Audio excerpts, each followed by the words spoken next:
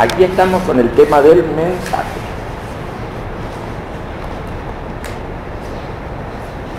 El mensaje no se mueve como una organización.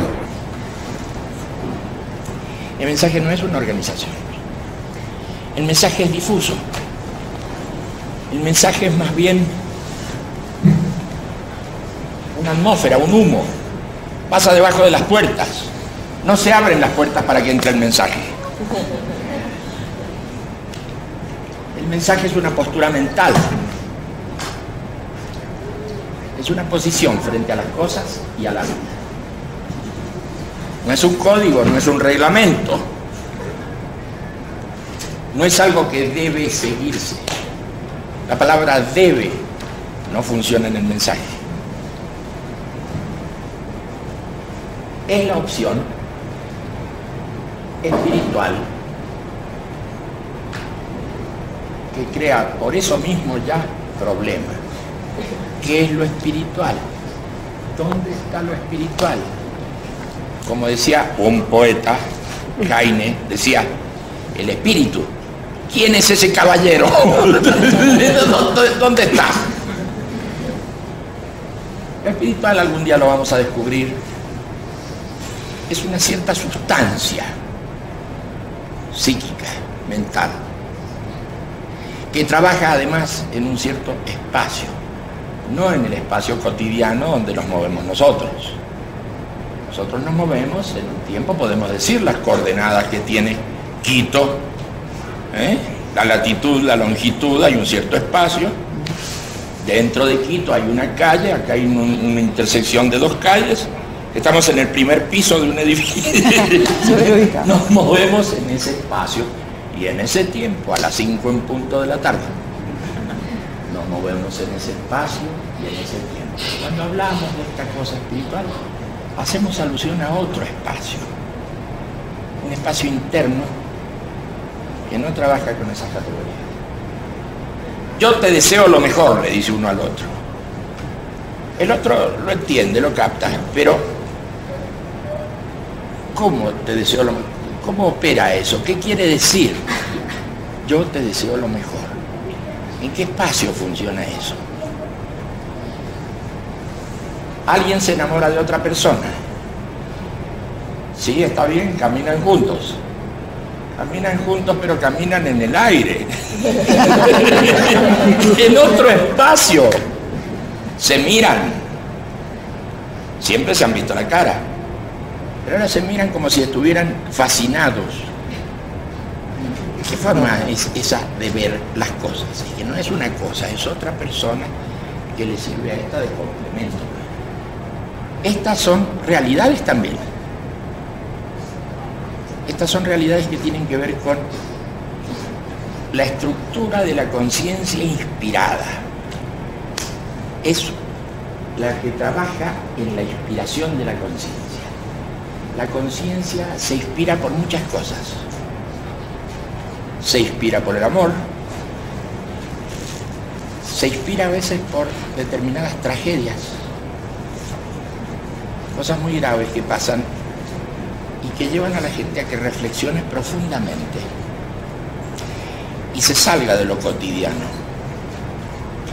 y empiece a pensar en el sentido que tiene su vida, la dirección que lleva su vida, de dónde viene su vida, a dónde va su vida, qué significa esa tragedia que ha sufrido esa persona. Son espacios diferentes, no son espacios diferentes. Son los espacios de la religiosidad. La religiosidad que está tan mal vista últimamente. Mejor dicho, que estaba tan mal vista porque las cosas están cambiando mucho en el mundo. Hace 30 años, 40 años, uno escuchaba esa palabra, religiosidad, y se le paraban los pelos. Había una censura enorme. Hoy la cosa está cambiando. Pero por ese descuido que hemos tenido con esos términos y con esas cosas, hemos dejado libre el terreno a traducciones muy peligrosas de la religiosidad. No es tan misterioso esto que digo. Pero observen, miren cómo aparecen manifestaciones crecientes de religiosidad, de signos muy destructivos, porque también la religiosidad puede traducirse en signos muy destructivos. Pueden equivocarse los conjuntos humanos, como nos equivocamos en la vida cotidiana, pueden equivocarse mucho y creer que esa religiosidad debe ser observada por todas las personas y que esa religiosidad no puede ser discutida y que esa religiosidad se debe imponer a sangre y fuego. Nosotros hemos descuidado esas reflexiones, esa forma de ver el mundo, hemos descuidado el sentido de la religiosidad. Y en ese vacío, en esa censura que hemos hecho en nosotros mismos, ahí han crecido y se han alimentado expresiones violentas de la religiosidad. Y esas expresiones violentas de la religiosidad están cubriendo hoy el mundo. Me mira como si no supiera del diablo. Pero en verdad, están ocurriendo fenómenos muy desafortunados. ¿Qué va a pasar mañana si ese tipo de fuerzas van creciendo? Si empiezan a agredirse entre sí. Las religiones que más o menos convivían, más o menos, y empieza cada una a radicalizarse, a ponerse en pie, a expandirse en territorios, a no tolerar a los demás. Creo que va a haber problemas y da la impresión de que eso estuviera en marcha. No sé cómo será el grado de información que tenemos de estas cosas, pero yo les pido que se fijen qué va pasando con las distintas expresiones religiosas en distintas partes del mundo. Los representantes, las jerarquías de las distintas religiones pueden no responden efectivamente a la esencia de dichas religiones. Como de costumbre, los problemas no lo hacen los dioses, lo hacemos nosotros. Los hacen las jerarquías de los distintos sistemas religiosos. En una época tan alterada como la que vivimos, en una época tan sometida a presiones, con tanta desgracia, tanta opresión, tanto atropello, la gente se empiezan a tomar posturas duras y los dirigentes de determinadas religiones aprovechan esa situación para catapultar la disconformidad de la gente, la zozobra de la gente. Entonces empieza a generarse un círculo vicioso. Al final nadie se sabe quién empezó esta gracia, pero es la situación general la que va a impulsar. Bueno, pero no vamos a hacer sociología de la religión, ni historia de esa cosa. Simplemente es bueno advertir que el tema de lo espiritual traducido a la religión, hoy el tema de lo espiritual traducido a la forma religiosa, es un tema serio que hasta los políticos están teniendo en cuenta, y eso es mucho. Hasta los políticos lo están teniendo en cuenta, ellos mismos, los políticos,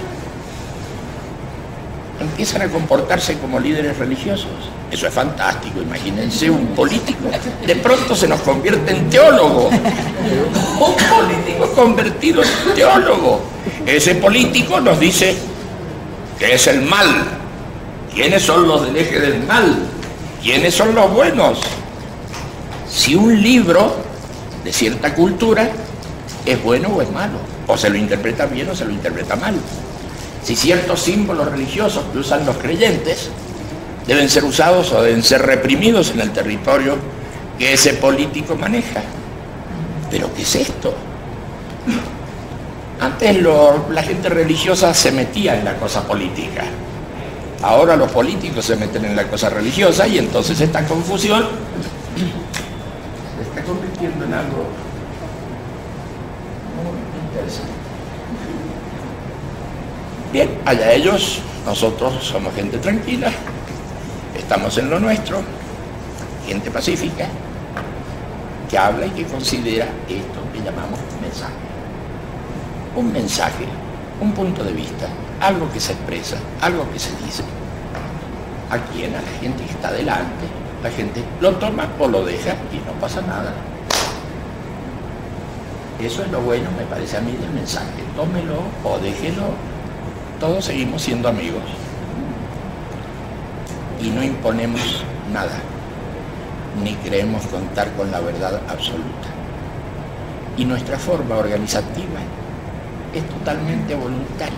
La gente se organiza como quiera. Y como no hay dogmas, en estos pequeños escritos que hay acá, se los interpreta. ¿Y cómo se los interpreta? Como cada uno quiere. Ah, pero eso es un desorden. Efectivamente, eso es un desorden. Eso no es un orden. Son escritos que están planteados en un mensaje. Y usted lo interpreta de un modo y usted lo interpreta de otro modo. Y creo que todos podemos convivir. Pero hay lo que llamamos libre interpretación de los elementos del mensaje y libre organización en el funcionamiento del mensaje. Esos dos puntos de libertad de interpretación y de libertad de organización es muy bueno ponerlo desde la base, desde el comienzo. De tal manera que cuando alguien sea de espíritu un poco controlador, se encuentre con esa resistencia que está ya puesta en la base. Amigo mío, yo lo interpreto como quiero. Y usted interprételo como quiere y no me venga con historias. Eso nos parece. Es interesante ponerlo de comienzo, desde el vamos. La gente, desde luego, si tiene esa libre interpretación del mensaje y tiene esa libre interpretación de cómo organizarse, no está negando el hecho de organizarse. Nosotros solemos organizarnos en comisiones. ¿Quiénes forman parte de esas comisiones? Forman parte los que quieren. De 100 personas que están en el mensaje, unos poquitos consideran que tiene utilidad organizarse en lo mínimo para difundir ese mensaje. A eso le llamamos comisión. Esa comisión se encarga de conseguir un lugar. ¿Para qué conseguir un lugar? Para poderse reunir, para que un montón de gente que quiere participar del mensaje tenga a dónde ir, a dónde llegar, cómo encontrarse. Esa comisión se conecta también con otras comisiones, porque no es ella única en el mundo y está aislada del mundo. Se conecta con otras comisiones. Y en esa cosa tan simple de comisiones que se conectan entre sí y que tienen sus salitas, sus pequeñas salas, esas salas que les presta algún pariente, esas salas que consiguen prestadas por algún amigo, esas salas que alquilan en otros casos, esas salas que construyen en lugares lejanos donde unos tienen unos adobes, unos ladrillos, otros tienen unas chapas para poner el techo. En lugares alejados de las ciudades, ahí se van levantando salitas del mensaje en distintos países, según las cosas que nos cuentan nuestros amigos, según las fotografías que recibimos, según lo que vamos viendo, aparecen las salitas. ¿Quiénes hacen esas salitas? Las hace la gente que está en el mensaje y lo hacen gracias al funcionamiento de esa comisión. Esa comisión lo llama. Oye, tío Francisco, tú que tienes un camioncito desvencijado, no importa, nosotros le ponemos un poco de combustible y vamos a pasar por la casa de otro amigo, con las chapas, y lo vamos a llevar al lugar que hemos conseguido para levantar esa pequeña edificación del mensaje. Aparte de esas salitas, que son lugares, son puntos fijos, son referencias en el espacio. Son lugares que uno puede ubicar en su cabeza, saber dónde están. Aparte de esas salitas, existe lo que llamamos salas. Ya son más grandes. Ya son más grandes. Claro, y las salas son lugares a donde puede ir la gente a reunirse, a conversar, a intercambiar, a hacer sus experiencias, a inspirarse espiritualmente. Las salas son lugares totalmente vacíos. No son lugares totalmente llenos, ni son lugares con imágenes. No estamos diciendo que estén bien o que estén mal las imágenes. Yo les estoy contando cómo funcionan esas salas. A lo mejor ustedes han visto fotografías, videos o algo. No te escucho. ¿Sí puedes? ¿Ahora? ¿Qué es más tarde? Cuando llegue. Bueno.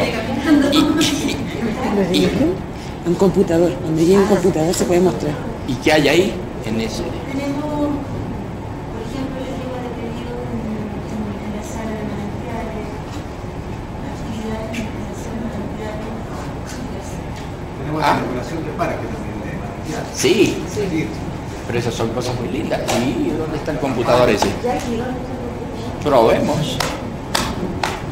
Ahí, salió. Bueno, porque esos son buenos ejemplos de ver cómo son esas salas. Y hay salitas también. Salitas en los barrios humildes, en los lugares, ¿eh? Tenemos el encuentro contigo en Peñalolén, en las salitas. Salitas. Sí. Claro. Todo eso está. Sí, lo vi. Descansemos por 5 minutos, cuestión de que esto pueda armarse.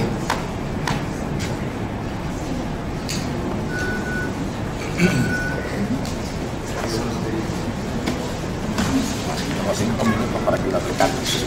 La transmisión son esa libre interpretación y esa libre organización, esa forma de hacer las cosas como a uno le resulta bien. Claro, hay gente por ahí un poco quisquillosa, un poco rara, bueno, pero con ese desorden. Hay gente que puede hacer cosas peligrosas. Cosas peligrosas no suceden en la vida diaria de continuo, de continuo. Si estamos con esa suerte de paranoia, el peligro, que alguien se desvíe, ese es el peligro, hablar de esas cosas. Esos son los puntos más importantes, nos parece. El mensaje es muy escueto, es muy breve. El mensaje, como ustedes saben, cuenta con un librito, cuenta con un conjunto de experiencias y cuenta con una serie de frases mínimas a las que les llamamos el camino. El libro, la experiencia y el camino, eso conforman el mensaje y no hay mucho más. Pero sin duda que hay muchos escritos y muchas cosas, sí, pero no tienen que ver con el mensaje. El mensaje suele cosas muy breves. Es tan breve que es sumamente aburrida.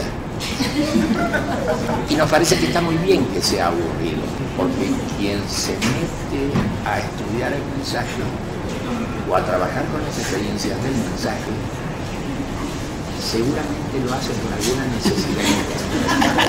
Y si no, se aburre. Y eso está bien.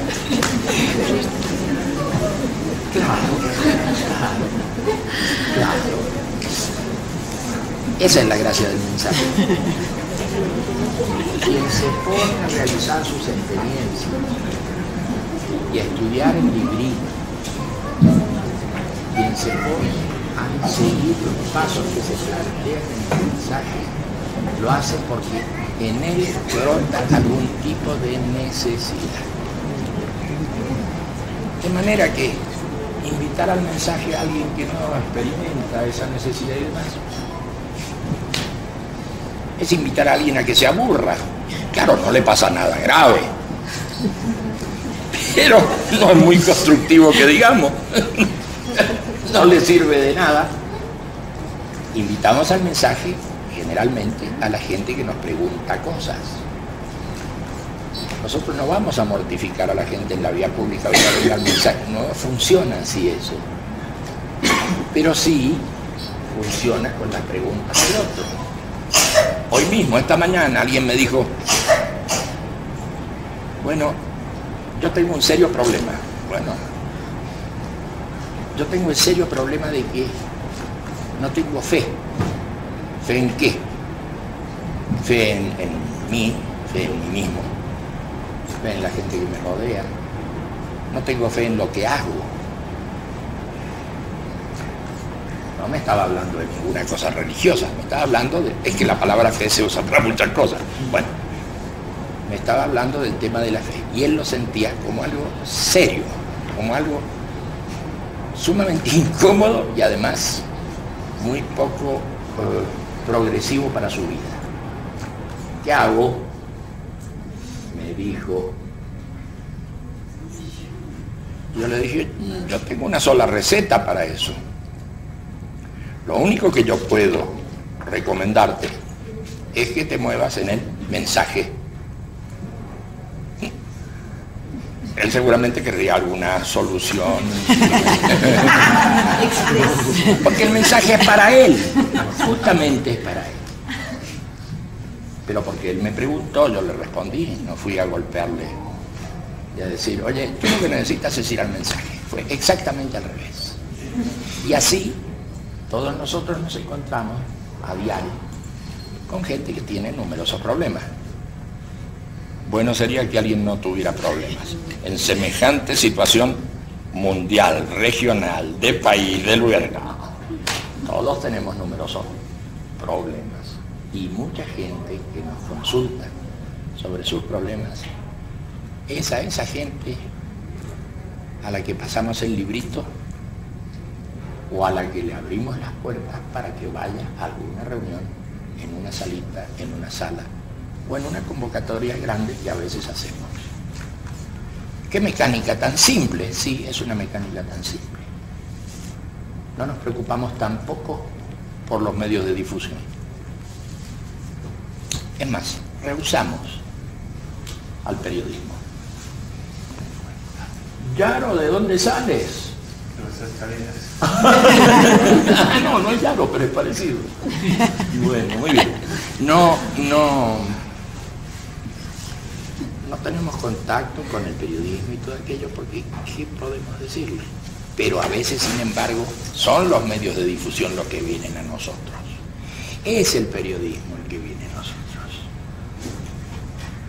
Entonces sí que podemos contar nuestra versión.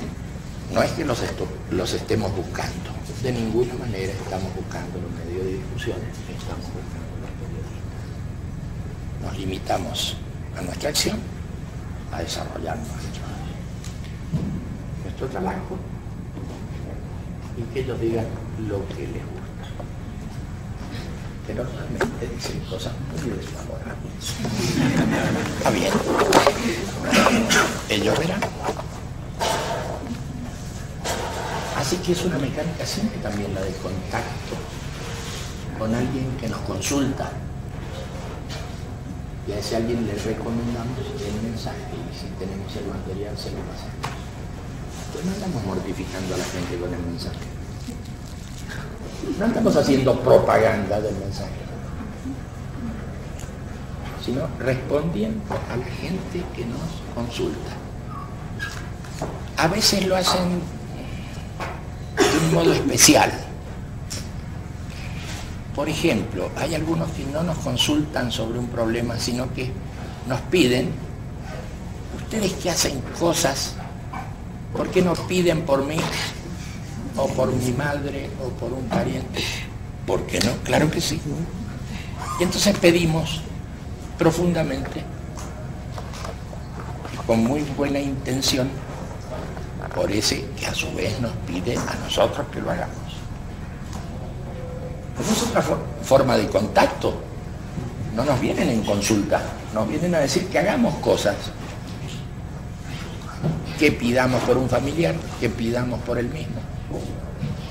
a veces alguno nos dice que murió un familiar, que quisiera que nosotros acudiéramos a esa circunstancia desafortunada, que estuviéramos presentes, que dijéramos algunas palabras inspiradoras para la gente, porque toda esa familia está destrozada por la situación. Toda esa familia se encuentra muy desolada. Y entonces nos piden que vayamos allá y digamos algunas palabras en esa circunstancia. Y lo hacemos, porque es una de nuestras experiencias. Y en esa experiencia decimos cosas muy poco aceptables desde el punto de vista convencional. Decimos, este cuerpo que está ahí ya no nos escucha, ya no nos oye. Su principio vital, su vida, está en otra parte. Así que no tanta tristeza. Bueno, en fin, hay justamente una experiencia dedicada a eso. Pero les cuento que también hay gente que se acerca a nosotros a pedir algún tipo de acción que pueda servir no al que murió, sino al que quedó, a su familia, a sus deudos, a la gente próxima, a sus amigos. Y les voy a decir que por lo que he visto, aunque no he visto mucho, normalmente sale muy bien eso. Y es muy reconfortante y es muy unitivo para gente de distintas creencias, de distintas posturas religiosas. Es una maravilla lo bueno que resulta para todos. Si los que están acá han tenido esas experiencias, sí, seguro que pueden confirmar esto. Muchas cosas nos viene a decir la gente. Seguramente hay cosas muy complicadas que nos pregunten y que no podemos responder. Lo más que podemos hacer es darle el librito del mensaje. Ahí estamos, a ver.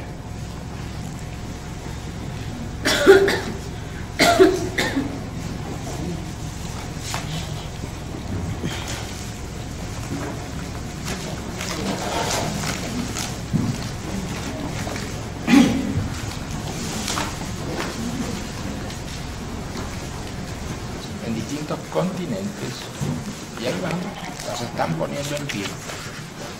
¿Quiénes las están poniendo en pie? Esos pequeños grupos de personas con esas comisiones.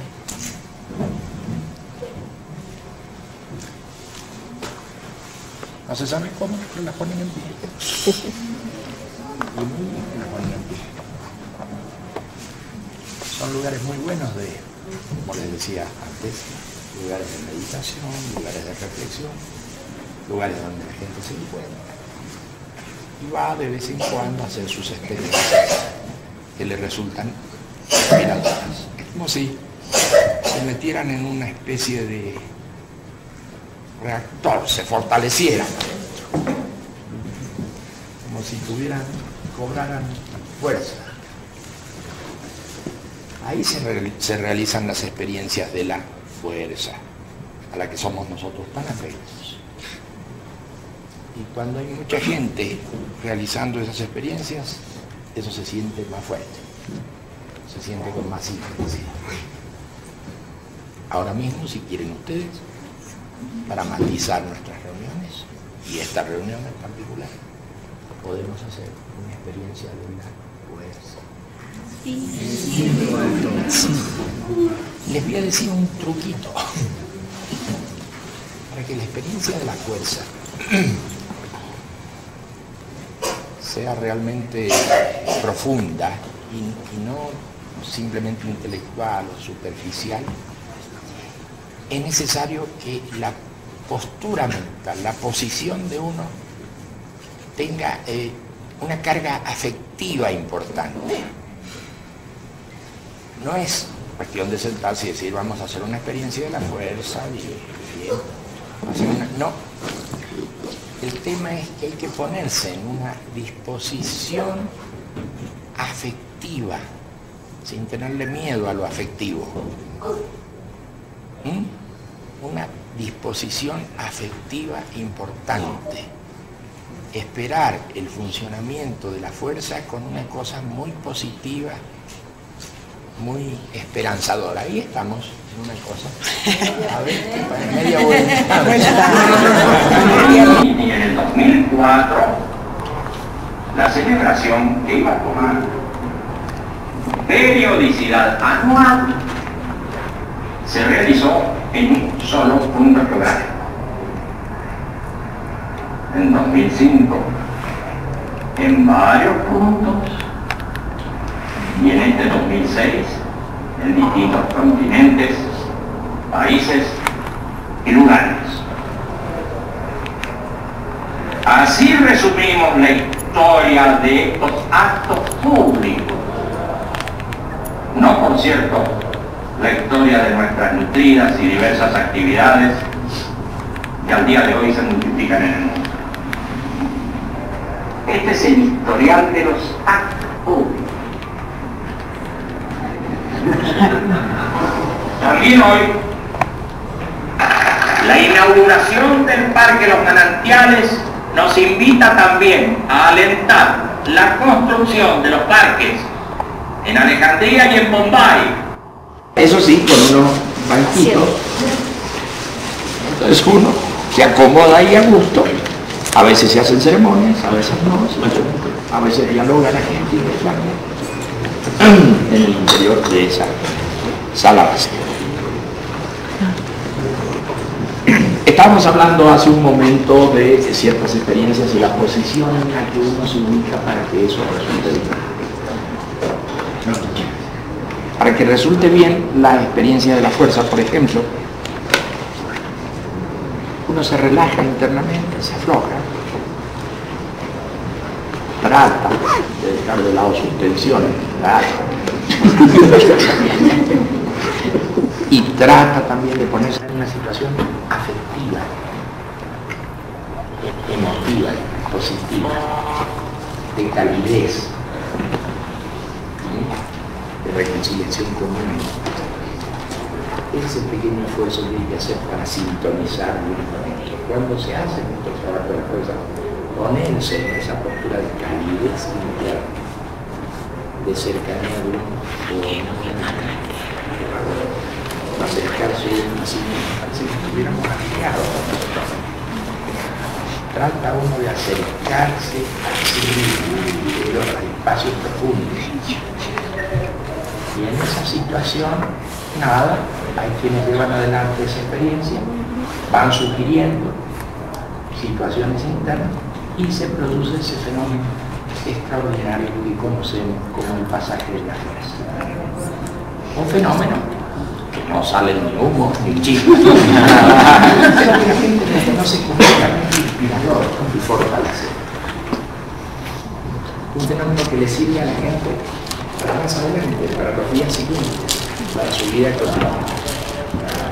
Ha tomado contacto con ese espacio profundo, con ese sí mismo que existe en cada uno de nosotros, que en otras épocas y en otros lugares se le llamó el alma o el espíritu. Ha tomado contacto con eso, ese sí mismo, al que se le llamó el alma del espíritu. Estamos bastante alejados de esa alma y de ese espíritu, pero podemos contactar de ese modo y recibir esa fuerza estimulante y dinamizadora. Y si ustedes quieren, podemos hacerlo. Sí. Claro. Tranquilo, nos ponemos en eso. De auxiliar, invitas a eso. Y nosotros permanecemos en pie, si te parece bien.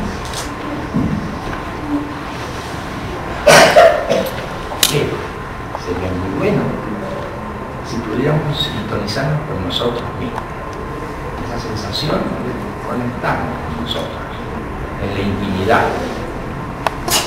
con el sí mismo que llamamos nosotros, el sí mismo, lo profundo de uno, lo que está en ese espacio que no es el espacio cotidiano, un espacio mental, interno, cálido, de amistad con uno mismo.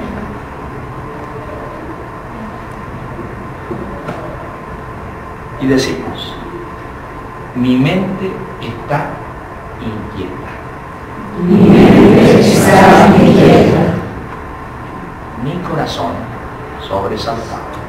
Mi corazón sobresaltado. Mi cuerpo tenso. Mi cuerpo tenso. Afloja. Mi cuerpo, mi corazón y mi mente. Mi cuerpo, mi corazón y mi mente. Fíjense, aflojo. Mi cuerpo, mi corazón y mi mente.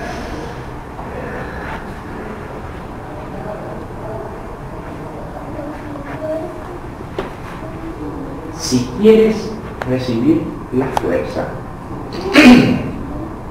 debes comprender que en el momento de la imposición comenzarás a experimentar nuevas sensaciones. Percibirás ondulaciones progresivas y brotarán emociones y recuerdos, y recuerdos positivos. Cuando eso ocurra, deja que se produzca el pasaje de la fuerza vibratoria. Estamos dando indicadores de que comenzarán a producirse ondulaciones progresivas, a veces imágenes positivas, sensaciones y sentimientos positivos. Cuando eso ocurra, déjalo que vaya. Déjalo y la fuerza es nada. Deja que la fuerza se manifieste en ti y no impida que ella obre por sí sola. La fuerza es nada. Déjala operar solita. Que ella opere por sí misma. Siente la fuerza y su luminosidad interna. Déjala que se manifieste libremente.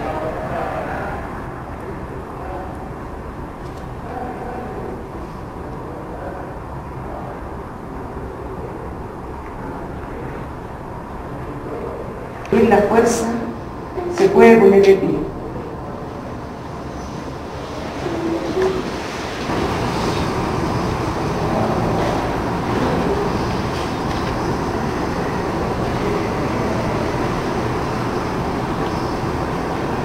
Siente la fuerza y su luminosidad interna. Déjala que se manifieste libremente.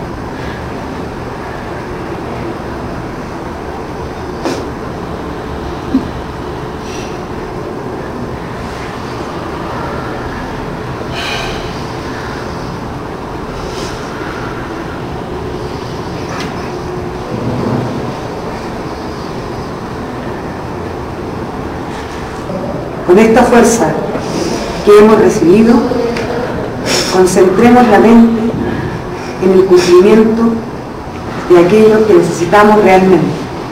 Con esta fuerza que hemos recibido, concentremos la mente en el cumplimiento de aquello que necesitamos realmente. Necesitamos determinadas cosas, unas son más importantes que otras. Busquemos qué es lo que necesitamos realmente, en profundidad. Concentremos la mente en eso que necesitamos realmente, en lo bueno para nosotros.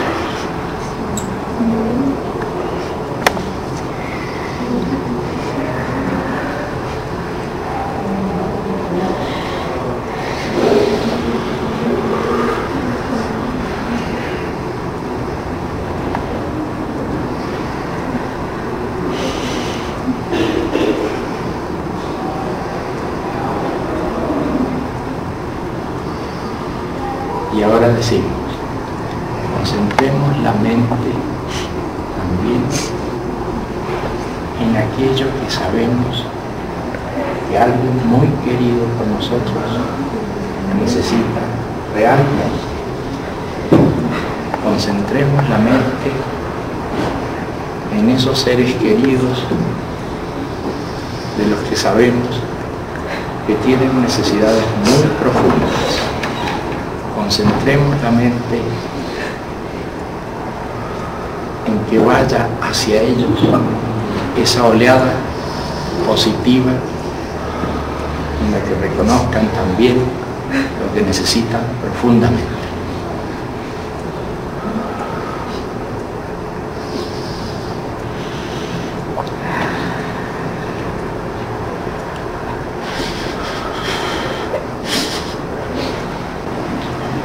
Les deseo a todos paz, fuerza y alegría.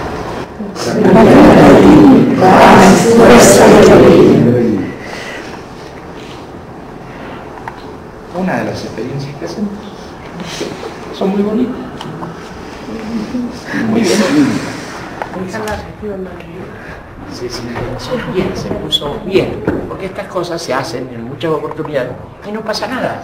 La gente queda muy decepcionada porque no pasó nada. Pero en este caso, claro que sí, se movilizó la fuerza y todo aquello, porque estaba bien puesta la cabeza. Paz, fuerza y alegría para todos.